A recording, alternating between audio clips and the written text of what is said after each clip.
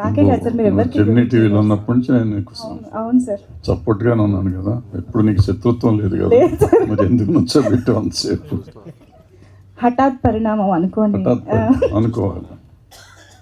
సరే మీ ఇష్టం. కానీ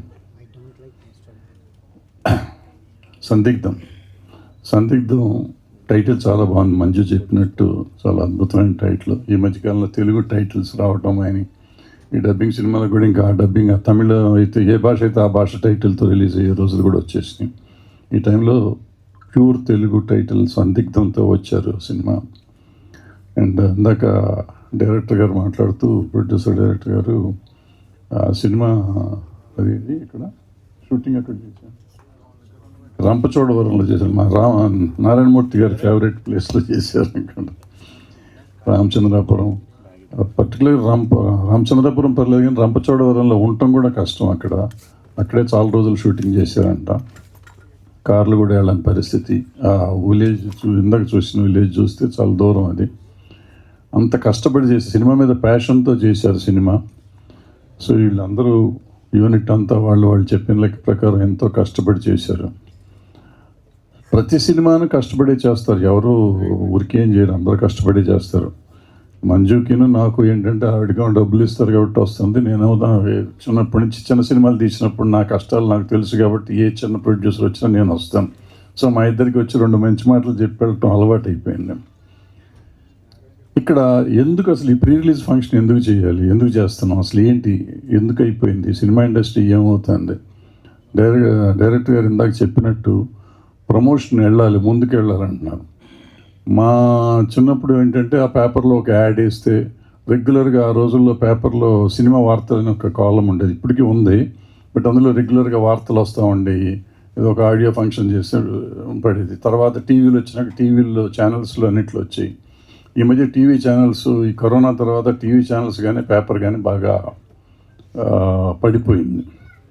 కొత్త మీడియా వచ్చింది, సోషల్ మీడియా అంటున్నారు.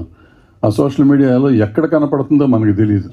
ఇందాక డైరెక్టర్గా చెప్పినట్టు ఆయన పేరు కొట్టుకుంటే చూసుకోరు. నా సినిమాకి నేను సినిమా సందిగ్ధం అని కొడితే సినిమా ఉంది, ఎంతమంది చూస్తారు, ఎలా వెళ్తుంది, అసలు ఈ మీడియా ఎక్కడికి వెళ్తుంది? సతీష్ నీకు అని తెలిస్తే మాకు చెప్పాలి. అంటే ప్రమోషన్ అంటే ఎలా ప్రమోషన్, ఎలా జనానికి ఎలా తెలియాలి? ఇంతకుముందు పేపర్లో వస్తే తెలిసేదా, లేకపోతే టీవీలో వస్తే తెలిసేదా? టీవీలో యాడ్లు వేసేవాళ్ళ మధ్యలో కొంతకాలం. ఇప్పుడు టీవీలో యాడ్లు కూడా ఎవరు చూడట్లేదు అంటున్నారు, పేపర్లో యాడ్ చూడట్లేదు అంటున్నారు. మరి ఇలాంటి మీటింగులు పెట్టి చెప్తే ఎవరికి వెళ్తుంది?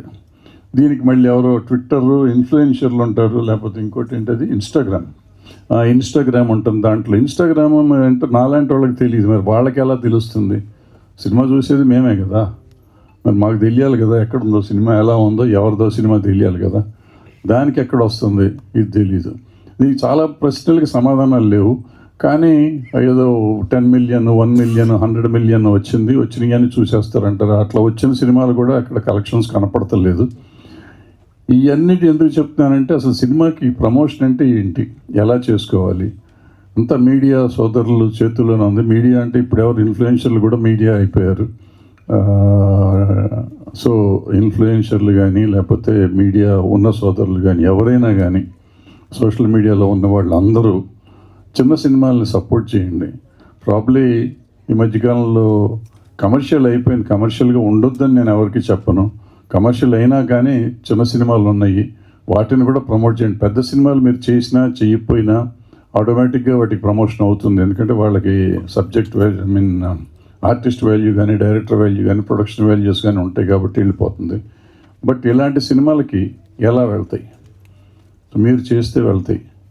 మీరు చెయ్యండి, దయచేసి చేయండి. చిన్న సినిమాలని ప్రమోట్ చేయండి. ఆడినైతే ఆడతాయి, లేకపోతే సినిమా బాగుంటే ఆడుతుంది, లేకపోతే లేదు. బట్ మీరు జనానికి తెలిసేటట్టు చేసే ఆయుధం మీ చేతిలో ఉంది. ఆయుధాన్ని సక్రమంగా వాడుకుని హెల్ప్ చేస్తారని ఆశిస్తూ సెలవు తీసుకుని థ్యాంక్ యూ. టీం మొత్తానికి all the best. Super sir, thank you very much.